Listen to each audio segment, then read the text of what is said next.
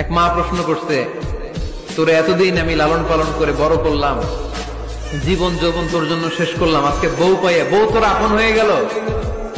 এবার ছেলে উত্তর দিচ্ছে, মা আমার মুখ থেকে মা ডাক শোনার জন্য তুমি কি কষ্টটাই না করছো জীবনে। 10 মাস আমারে পেটে ধারণ করলা, খাইতে পারো নাই, বমি করছো, খালি ওষুধ খাইছো, তোমার পেট কেটে আমারে বের করা হয়েছে, 2 বছর আমারে দুধ খাওয়াইছো, পেশাব পায়খানা পরিষ্কার করেছো, বয়স যখন 3-4 তখন তোমার আমি মা ডাকছি। এই মা ডাকটা শোনার জন্য তুমি এত কষ্ট করছো, আর আরেকবারের মাইয়া এই ঘরে আইসাই তোমার মা ডাকা শুরু করছো। যেই মেয়েটা তোমারে মা ডাকে সে আমার আপন হবে না কেন মা?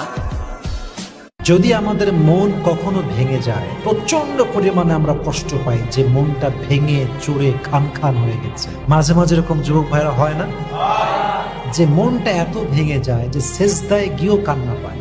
মনটা এত ভেঙে যায় যে আমরা যখন ভাতের দানা মুখে নিচ্ছি তবু আমার চোখ দিয়ে গল গল গল গল করে পানি পড়ছে। আমি হাঁটতেছি, চোখ দিয়ে পানি পড়ছে।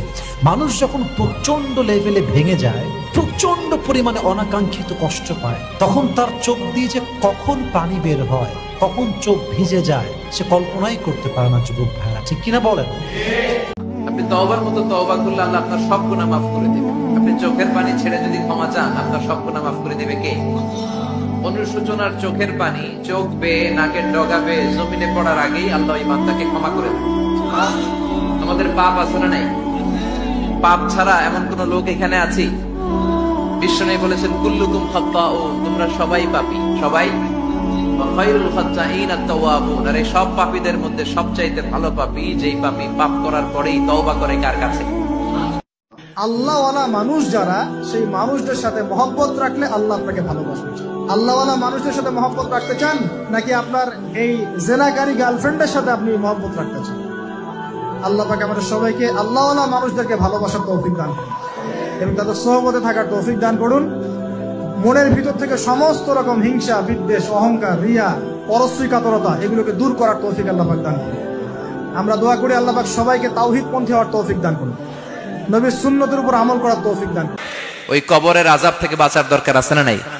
বিশ্বনবী বললেন, যে ব্যক্তি রাত্রিবেলায় সূরাতুল মুলক তেলাওয়াত করবে তার কবরের আযাব হবে না। ইন্না হাযিহি সূরাতুন আযীমা মানিআতুন মিন আযাবিল কবর।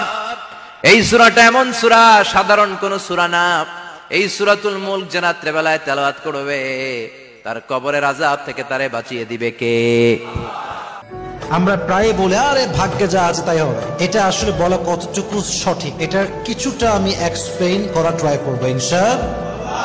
দেখুন, ভাগ্যে যা আছে তাই হবে এই কথার দুটি অর্থ হতে পারে। প্রথমে বুঝতে হবে ভাগ্যের সমস্ত বিষয়, ভাগ্যে কি ঘটবে, কখন ঘটবে, কেমনে ঘটবে, এই ভাগ্যের নির্ধারক কোনো মানুষ নয়। ভাগ্যের নির্ধারক হচ্ছে এক সত্তা। তিনি কে? তিনি হচ্ছেন ভাগ্যের লেখক। তিনি আমাদের ভাগ্যে কি ঘটবে সব লিখে রেখেছেন। আমি যখন শাস্তি দেই, আমার শাস্তির মতো কেউ শাস্তি দিতে পারে না। আমি আল্লাহ সব সময় ধরি না, ধরলে ছাড়ি না, ঠিক কিনা?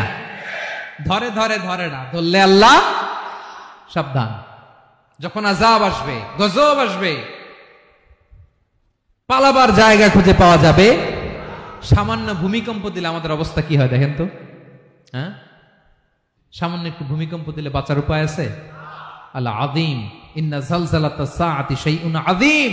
কিয়ামতের সেই প্রকম্পনটা বড্ড ভয়ঙ্কর, বড্ড ভয়ঙ্কর। এজন্য আমরা সে আল্লাহর ইবাদত করি যিনি কখনো ঘুমান না, যিনি ক্লান্ত হন না, যার লয় নাই, যার কোনো ক্ষয় নাই, যিনি ছাড়া আমাদের বাঁচার কোনো উপায় নাই, ঠিক কিনা বলেন? 10 নম্বর ক্লিয়ার। এরা দেশে অন্যায়, জুলুম, অত্যাচার বন্ধ করতে পারে না, এরা তাফসীর মাহফিল বন্ধ করে দেয়। চাঁদাবাজি বন্ধ করতে পারে না, টেন্ডারবাজি বন্ধ করতে পারে না, জুয়ার আড্ডা বন্ধ করতে পারে না, কোরআনের মাহফিল বন্ধ করতে চায়। এগুলো কপাল পোড়া।